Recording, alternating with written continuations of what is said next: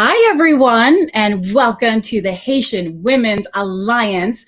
You are joining the second installment in our guest speaker series, and we have an amazing Haitian woman who is our guest today. But before we introduce her, I just want to give us a little bit of time to get some more people on the stream. You know how it goes with the social media world. We got to let people know that we are here and give them a little bit of time to join. But in the meantime, if you are here with me right now on the stream, because we are live to Facebook, we are live to YouTube, and guess what? We have an addition today.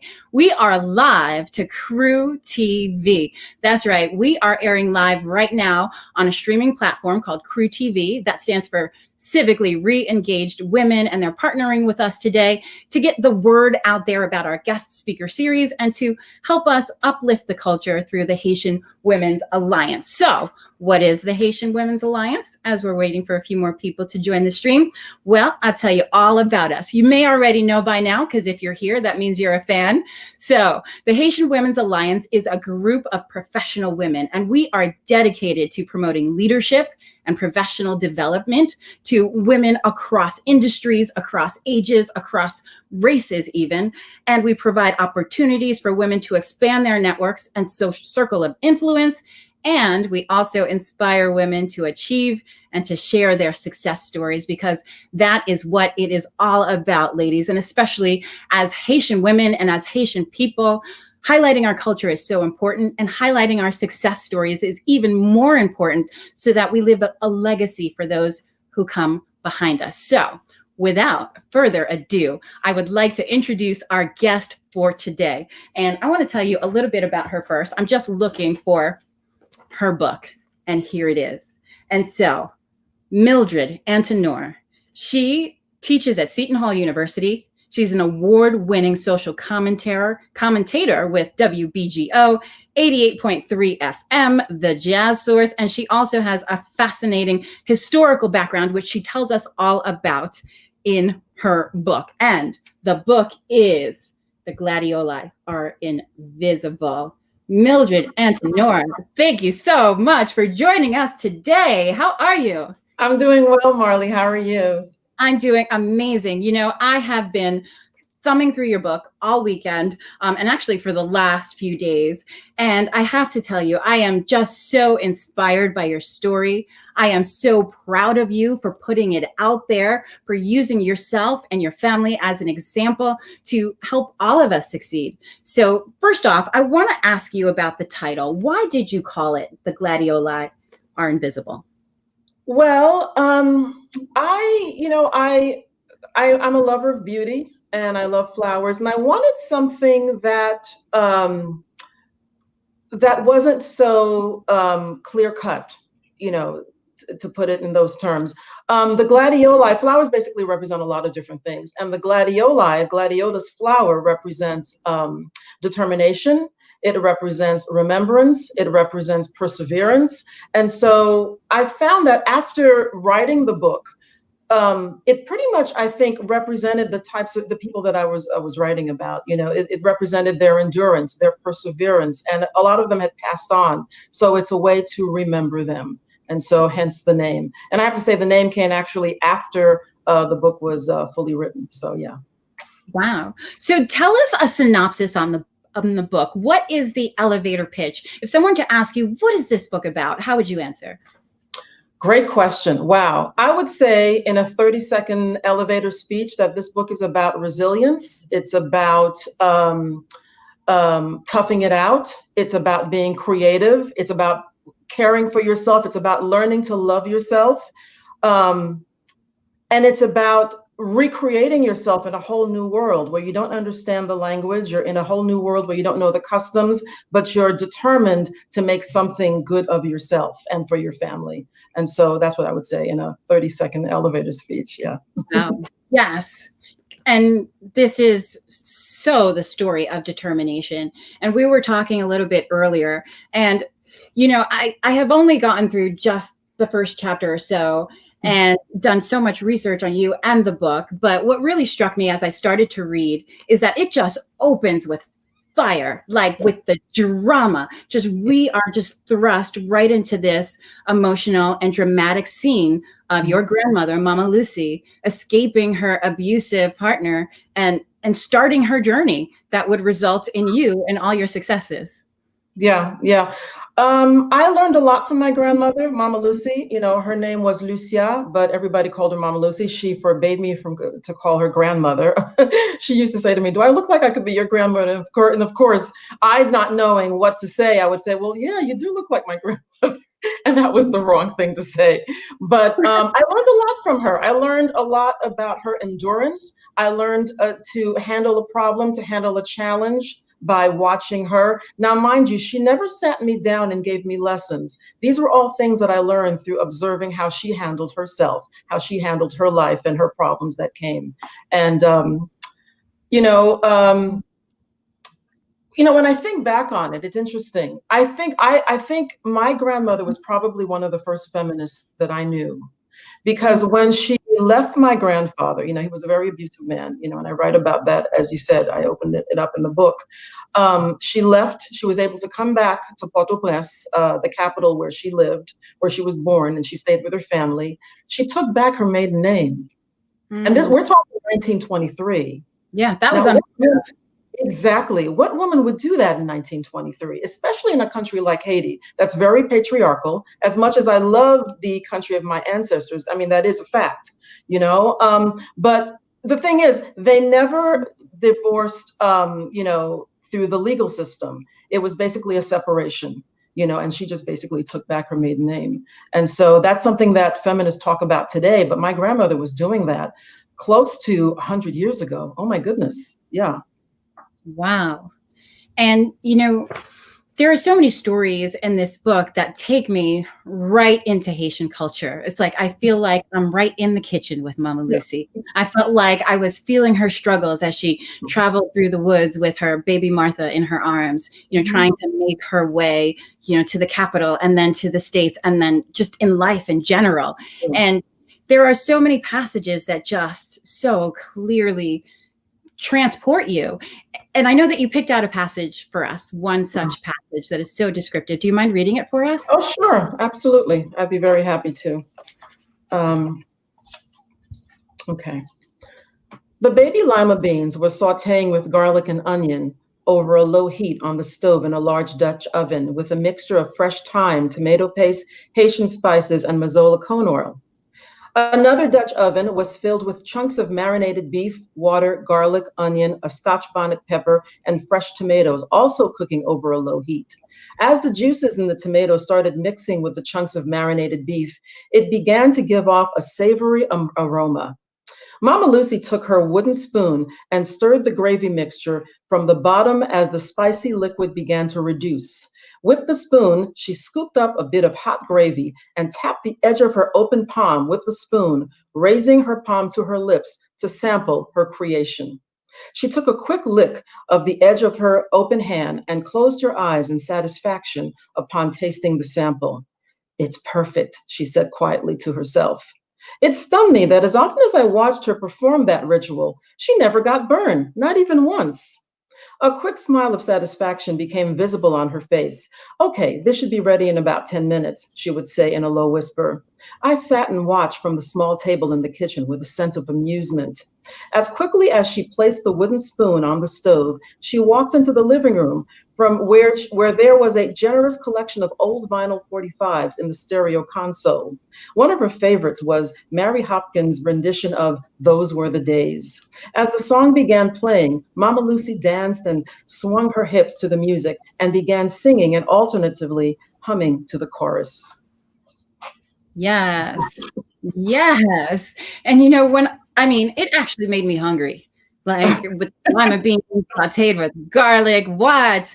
And then when we go to the imagery of Mama Lucy with the wooden spoon and putting the burning hot food in her palm Exactly. to taste it. And it's like, I can't even count how many times I have seen my mother do that. I mean, is that like a Haitian lady thing? Like, what is up with that? Yeah, I know. It's like they have like this little club meeting where they decide to taste food that way. I mean, I can't do that myself. I mean, a lot of the recipes that Mama Lucy left behind, I recreate in my own kitchen. But no, that's one thing that I don't do.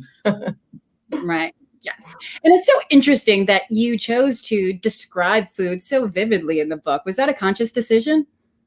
That's a great question, Marley. You know, I didn't realize it until a few of my, because before the book was published, I had a focus group. I had two focus groups look at it. And a few of the ladies said, there's a lot of food mentioned in this book.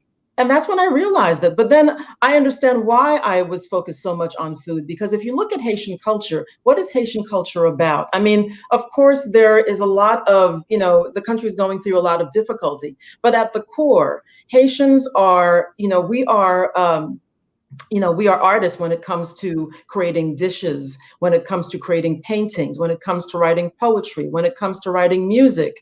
And so food is something as a Haitian American woman that was all around me, growing up. And so if I'm writing about my memoirs, if I'm writing about something that changed my life, food would definitely be included in the book. So yeah, it makes sense.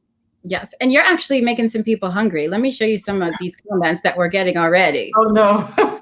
Eve, who's actually on the board of the Haitian Women's Alliance as well, our girl, she said, "You are making me hungry. Your writing transports us to the Haitian kitchen. Descriptive, poignant, and so well written." Oh, Yes, wow. I agree with you, Eve. Absolutely. And so if there's anybody else out there who's feeling a little hungry after hearing Mildred's passage in her book, drop it down in the comments because we need to know as well. Oh, and Eve gave us some more. Bobagay, Waglangu, Chérie. Haitian Creole.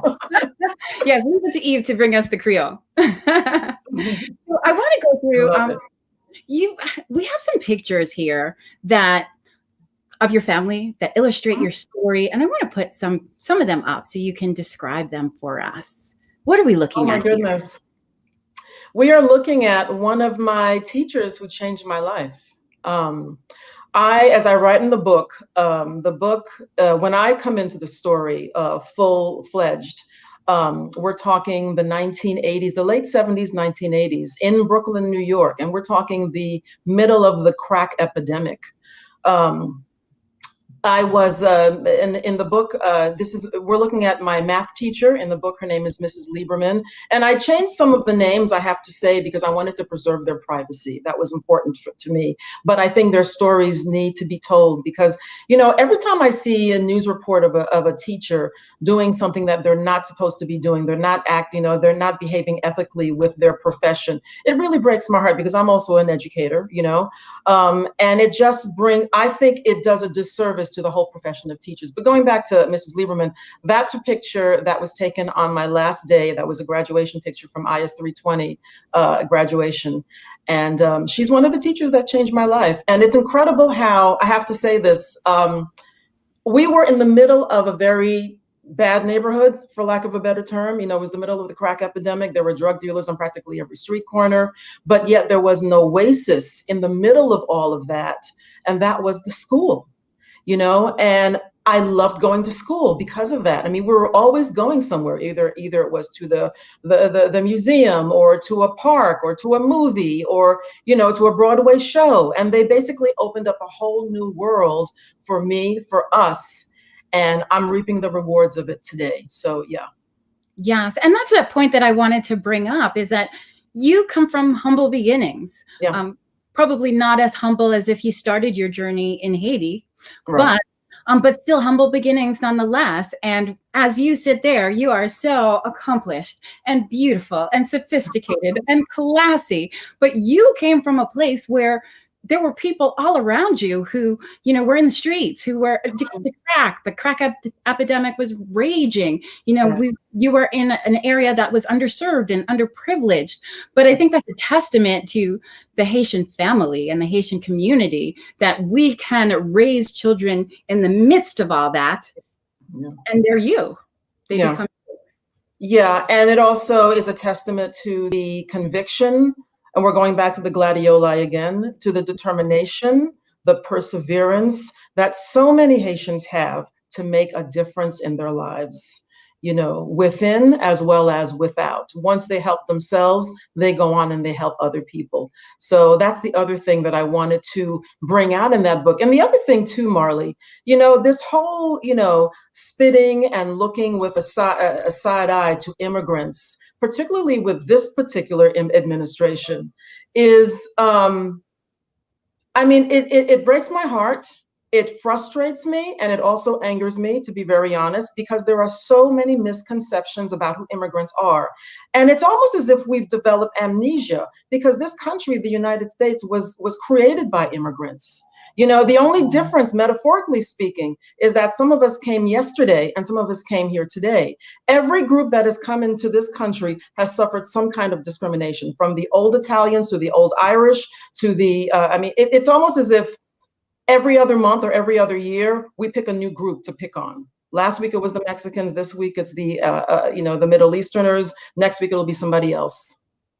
So I wanted to put these stories in the book to educate as well. Yeah. Yeah.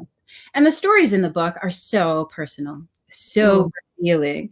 And, as Haitian people, we can, keep things pretty close to our vest, but them, don't tell people my business. But you went straight into the business. I mean, you start with Mama Lucy, who has physical abuse in her life. You go to, your life in Brooklyn, where you are alongside people who are addicted to drugs. I mean, you tell it all. Right. Is there any apprehension on your part or that of your family about putting it all out there like that? Well, let me just say this. There were still some stories that I did not write in the book, but I did tell a lot. And I did that so that people can learn and understand and, educate themselves about the immigrant experience. But the stories that I included in the book, I'm very comfortable talking about them because they happened. Some of them are triumphant and some of them are tragic, but they're also facts on both sides. And so I don't think we're going to learn anything by being politically correct. You have to look at the facts, look at the story, examine it, accept it, and say, all right, this is a tragedy. How do we stop this from happening again? Yeah. So that's why I was so very comfortable in including those stories. Yeah. So you sort of looked at it like, if you can expose yourself in this way and tell all the details of your story, it will be inspiring and helpful to others. Absolutely. Absolutely. I think, I've had many people say that to me, and it gives me a warm, fuzzy feeling when I hear that, I had a student actually last month who said to me that she felt inspired because she had a similar story, not from Haiti, but from the Dominican Republic. And so reading the book has really opened up her eyes, and it's also helped her to move forward because she knows that it is possible. And so I think if I can hear that from someone, then mission accomplished. Yes. Well, you are hearing it from people all over the stream right now. I mean, I can put up some of these comments from Cheryl. So love her book. From Jefferson. Hi, Mildred. Just want to say hi and tell you how much I love your book. Kudos. Oh, how terrific. Candace, I love you. So proud of you. I mean, look at all this. Oh my goodness. Wow. Oh my goodness. And there's more. Wait, there's more. Kate, I've read this book. It's amazing. I mean, you are getting, you are touching people, right here, right now in this stream, never mind, the world at large, because I know the journey for this book is just beginning. I mean, I know it's recently released, but I can see this book making its way around the world and translated into many, many languages. Is that your vision too? I would love that. I would also love to put it on audio, but we're going to take it a step at a time, or as we say in Haitian Creole, petit petit, and then we'll reach, right? Yes. Yes, absolutely. And so I want to talk to you about the style you chose to write this book in. I mean, you read a passage, it's so descriptive, and it's a very specific style of writing nonfiction. Tell us about it and why you chose that style. Well, the style that I chose is called creative nonfiction. And I chose this because I wanted it to be more personal to the reader. I didn't want to write a book where it was written as a diary, or where I would just talk about me and I in every other sentence. And so with creative nonfiction, what you're basically doing is you're picking up tools of scene setting, character description. You're using a lot of dialogue to bring the reader in and to make it personal to them. And so I decided to do that. So basically you're doing that while you're holding on to the facts, but you're just you're creating the scene for the reader, like I do when I talk about Mama Lucy going into the forest, going into the woods, and seeing the gecko that clung to her dress because it smelled the gravy that had spilled on it the night before. Describing those scenes brings the reader in. And so that's why I decided to do that. Right. And like me, you're a journalist. And so we're very driven by the facts, just the facts, ma'am. So was it difficult for you to add this extra layer of poetry and detail to your writing? No, because I was feeling it. I was feeling it. It took me a while to write it because some parts of it were fine. Some parts were very funny, and then of course there were some parts that were tragic. When I write about one of my friends, a good friend of mine, Pouchon, who became a crack addict, and he was murdered at the Port Authority in the early '90s at the age of 26. But again, I felt that I had to write that because I see this book as a teaching tool, you know. And also, I didn't want to romanticize these people. I didn't want it to seem as if, okay, here are immigrants coming with just, a pack of gum and a dollar bill and a wooden nickel in their pocket, and they're coming to the new world. No, that's a fairy tale. The truth is, these are people who are struggling. They come to this country for various reasons. They come to the country because they leave their home country because of economic reasons. Maybe they can't find work. They can't create a livelihood for themselves. Maybe they're leaving because there's a harsh political regime that's threatening their lives. Maybe they're leaving because they're looking for an education. They want to have a better education. Or maybe they're leaving because they want to unite with family and friends who have already immigrated in the United States. So it's a myriad of reasons. But I wanted to present them as they are, as real people, so that they can be relatable. Mm-hmm. And that certainly comes across because we see the fullness of their character. We see their flaws. We see their missteps. Did any of your family members take offense to any of that? Interestingly enough, the people that I write about in the book, well, most of them, I should say, have passed on. They have transitioned. And so, no. Unfortunately, when I think about people like Fritz, who I write about in the second chapter, who became a father figure and mentor to me, he passed on about 7 years ago. And, I was so sorry to see him go, but he was one of those people who, I remember when I started writing that second chapter, I told him that I was writing it. And he sat with me for a few hours, like 4 hours, giving me the story of his life.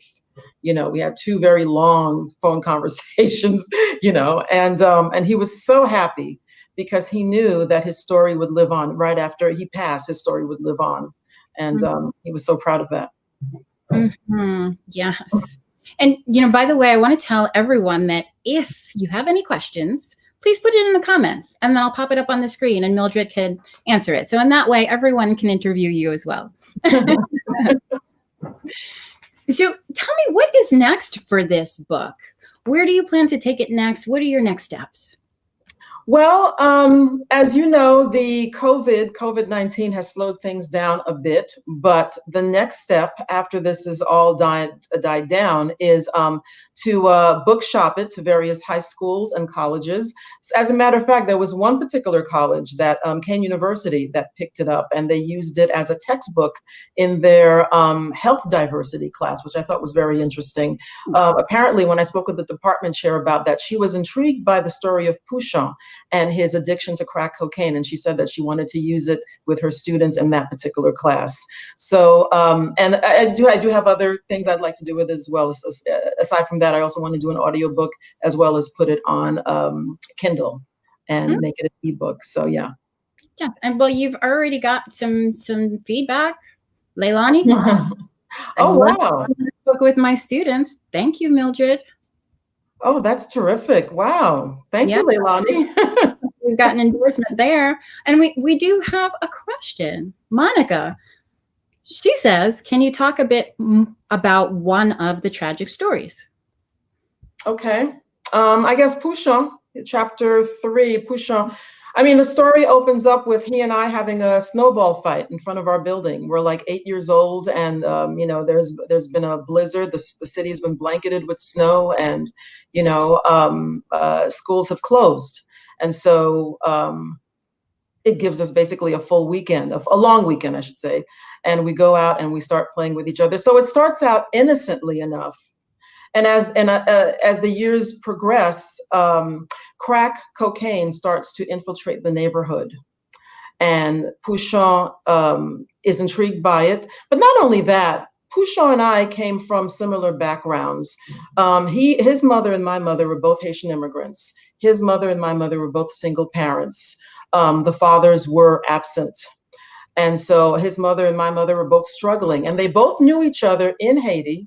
And as is usually what usually happens with immigrant people when they move or they immigrate to a new country, they try to find each other. And so my mother and his mother found each other, and they ended up living in the same building. I lived on the third floor, he lived on the first floor. And Pouchon did not have a father figure to direct him. He didn't have a mentor or a big brother to say, no, you're doing the wrong thing, or to yell at him, or to give him direction, or to clarify things for him. And so he looked for that elsewhere, and he found it in the gangs, and he found it in crack cocaine. He first started selling it, and then he became a user, and he became addicted to it. And I write about what happened to him, and how I saw him so many years later. Once he became addicted to crack cocaine, and once he dropped out of high school, he and I parted ways. We started, we just distanced ourselves from each other. And I ran into him one day, many, many years later, at the Port Authority, and he was homeless. He asked me for some money, and I was shocked to see him in that condition. And of course, I gave him all the money that I had in my handbag. And I remember the last words that I said to him were, please, Pouchon, don't go spending that on drugs. And he said an inaudible thank you to me and just ran off and disappeared into the multitude of commuters that were at the Port Authority at the time. Yeah. Amazing that you ran into him in that mass of people that can only have been meant to be. Yes, yeah. I think he saw me first. I mean, I was running to catch the bus, and he called out to me, Poupe, Poupe. Poupe is a name that they used to call me when I was little. So as an adult, hearing that name again, I stopped because it floored me, because I'm thinking whoever's calling me is someone that's known me for a long time. And so he approached me, and that's where we met at the Port Authority. Well, someone else has a question that I actually was wondering about from Ajada. I hope I said that right. Hi, Professor Antenor. A question I had while reading the book. Did Mama Lucy's husband ever try to get in contact with her after she left? I was wondering that very same thing. That's a very good question. Mama Lucy never told me about that. However, what she did tell me about my grandfather was that he never emigrated to the United States. He stayed in Haiti. He was originally from Aken, which is a small southern town south of Port-au-Prince, a small coastal town. But I think once she was able to go back to her family in Port-au-Prince, she was in essence, protected. And then she was able to collect enough money to buy her plane ticket and leave Haiti. And he did come to the United States. That she did tell me that he did come to the United States many years later in the early 70s. And I think also in the late 60s. And at that point, they had both created different lives for themselves. And so the threat was no longer there. Yeah. Mm-hmm. Yeah, she had outgrown all of that. Yeah. And plus she had taken back her maiden name. So. That's right. Yeah, she said, boy, bye. Okay, we have so many questions. Okay. From Luigi Jean-Baptiste. Could you describe your feelings after completing the writing of such a densely personal work? Did you get to come to some new feelings about any parts of your story that you didn't have before? Great question. That's a great question. Wow. Thank you, Luigi. What was the feeling? Well, I can tell you, I remember the day that when the book was finished. It was a Sunday. I was home, and I remember typing the last word and hitting period and hitting enter, and I said, "I'm done." And I just sat there, and it felt like a big weight was lifted from my shoulders, So that's how I felt. It felt like I had finished this big job that I wanted to put out there. In terms of new feelings about any parts of the story, I guess the new feeling that I have now is that because the book was so cathartic for me, it was so emotionally cleansing. I can talk about the things in the book as if it's a news story now. I mean, let me clarify. I I can talk about it from a 90% perspective as if it's a news story. I mean, there are still some parts that I get a little emotional over, but I can talk about it and not feel so attached to it. Yeah. Hmm. Interesting. That was a really good question, Luigi. Yeah, it was. And we are getting so much love. Wow. It's like I almost cannot even keep track of them. We're getting so many Oh comments. gosh, I wish I could see. Well, I'm I wish I could see. definitely going to pop someone. Well, you'll also be able to check the screen. Is your book available on Audible? Not yet, not yet, Floyd. Floydna, I hope I'm saying your name correctly. Floydna Jean.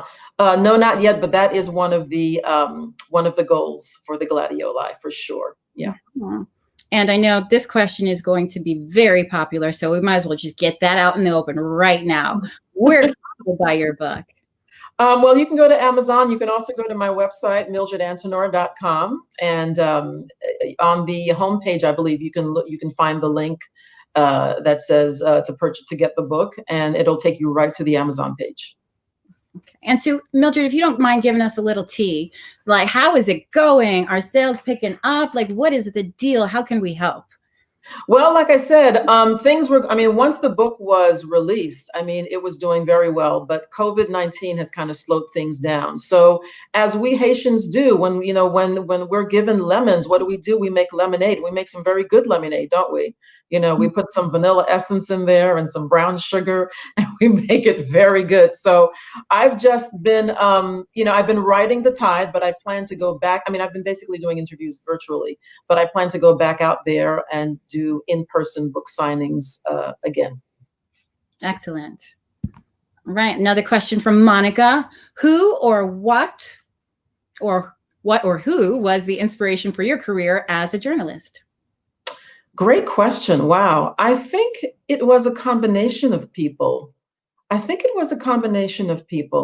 But because I can go on and on about, but I want to give you the Reader's Digest version. So let me just say, I think it comes from my childhood, honestly, sitting in front of the television and watching journalists like Barbara Walters and, Peter Jennings. I wanted to be like them. Because they seemed so smart. They seemed very worldly. They seemed so successful. And I thought, okay, I want to be like that. And so I guess that's the short answer. Yeah. You are like that. You're exactly like that. Thank you. Thank you. Absolutely. And like I said, we're getting so much love online.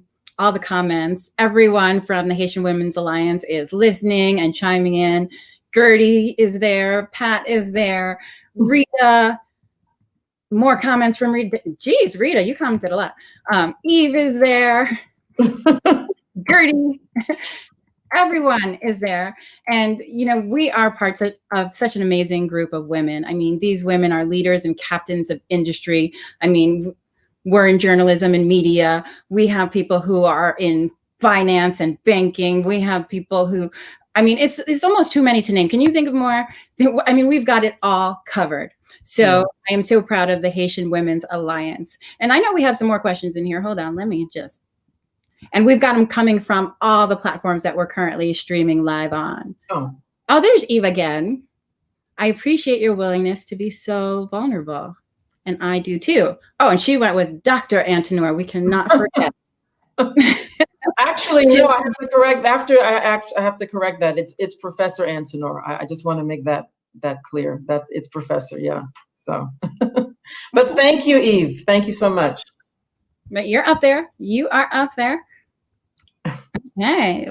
See, this is from Marjorie. Hi, Mildred. Great book. Your stories are so timely. What was the most difficult / challenging part of this writing process for you? Was it the stories themselves? And how do you think this story will affect the new generation of Haitians? Wow, that's a great question. What was the most difficult part? I would say the stories. I would say the stories. I mean, this book is more plot driven, although some people might say it's also character driven because um, I remember I was at a book signing some months ago, and one of the women who bought the book, she said to me that after she was done reading it, she didn't want to put the book away. She carried it around in her handbag for 2 weeks because she didn't want to say goodbye to the characters. Oh my goodness, what a compliment that was.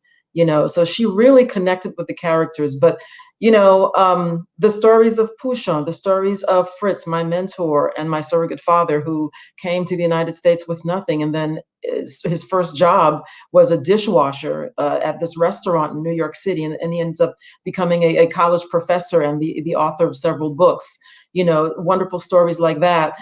Those stories are plot driven. And character driven, because you can get close to the character as well, close to Fritz or to Pouchon.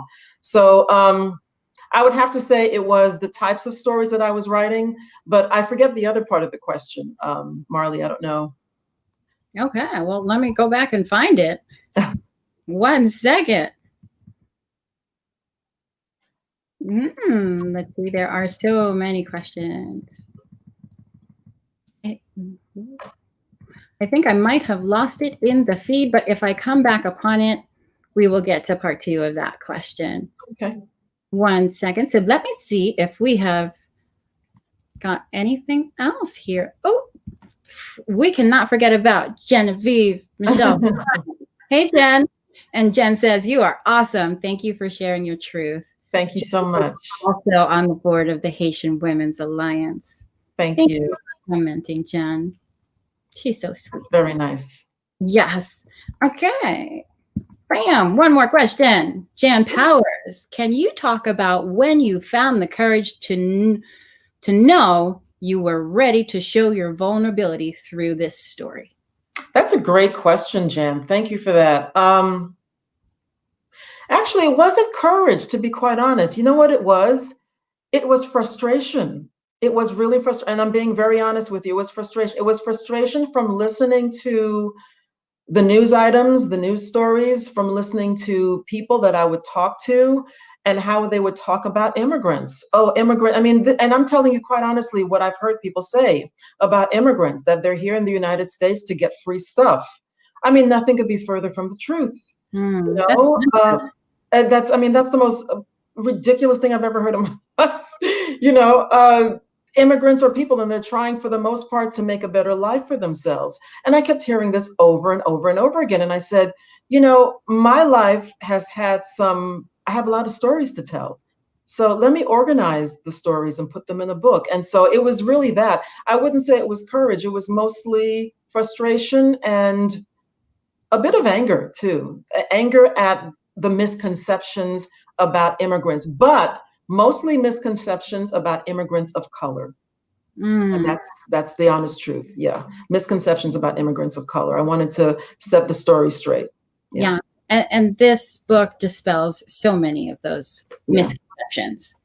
And I have found the second part to Marjorie's question, because we cannot leave our Haitian sister hanging like that. And so the last part is, how do you think this story will affect the new generation of Haitians? I think it will give them hope. I think they will look at some of the stories and say, wow, that's worse than what I've been through. I can do better. Oh my goodness, Fritz would go to school at 7 o'clock in the morning on a Saturday while he had a wife and kids to take care of. Meanwhile, the water heater needed repairing, and and all the rest of it was happening. I haven't been through stuff that's that bad. So I think I can deal with it. I think I can deal with it. So I think hope is what it will give them. Yes. And I think I think it will also give them inspiration, and it's almost like a roadmap, a blueprint, if you will, Yes, how yes, how it can be done, right, and result that you can have, and that it will right. not be easy. We have heard your tragic stories, and the people in your life, and some of the roads that they went down, but we know that beyond the struggle, there is success. There, Absolutely. there is you, and there are people like you, and that is the result. That's right. And I think it's important, and I say this to my students all the time, it is so important to think outside of the box, you know. And also, you are the captain of your own ship. You are in charge of your own life.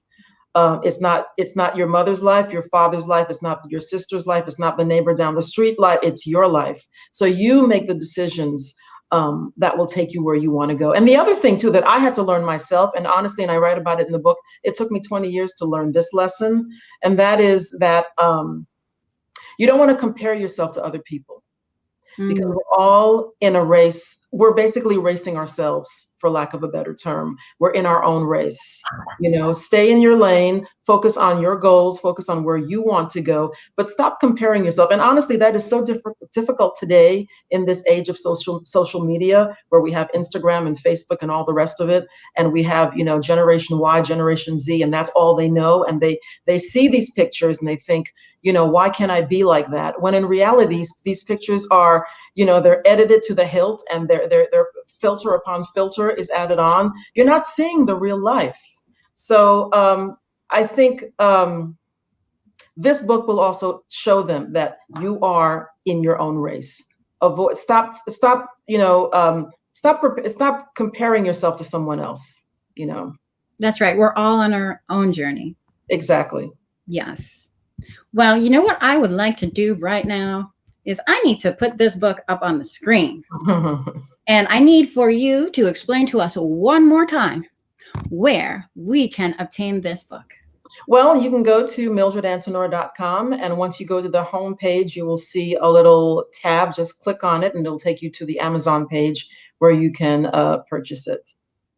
The gladioli are invisible. Mildred, you are just amazing. Thank you Thank for you so much. allowing me to interview you. Thank you for writing this book. Thank you for being so willing to share your story. And so I want to leave the last word to you. Is there anything else you would like to tell the people about this book? Anything that you want to tell Haitian women in particular about what's in this book? I think the biggest message that I can give to anyone, whether they are Haitian or not, is not to give up ever, ever. When you wake up in the morning, if you can open your eyes and you are breathing and you can get up and you are of sound mind and body, that's a new day. That's another chance for you to create something new in your life. And that's the God's honest truth, and that's something that I follow myself. And the other thing I want to say is, I think it's so important to have a positive state of mind in the morning when you get up, because that will set the tone for the rest of the day.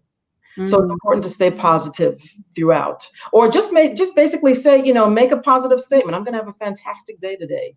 I'm going to have a wonderful day today. Look at yourself in the mirror and say, hello, beautiful. Hello. I'm going to have a great day today. You look fantastic. Let's go out and do this. And I think that's it sounds simple, but it is so, so powerful. It truly is. Yes, absolutely. Thank you for that. And that is just a precious gem. And I think we can also do that for each other, because I can call you up and say, you know what, Mildred, you're beautiful. Have a wonderful day. And so are you. And so are you. Yeah, we have to support each other. That is so true. I mean, I'm lucky I have a great support system. I have a great support system of writers that I belong to. I have a great family system that support system. Naomi, who I write about briefly in the book, she has become my second mother, as Fritz became my second father.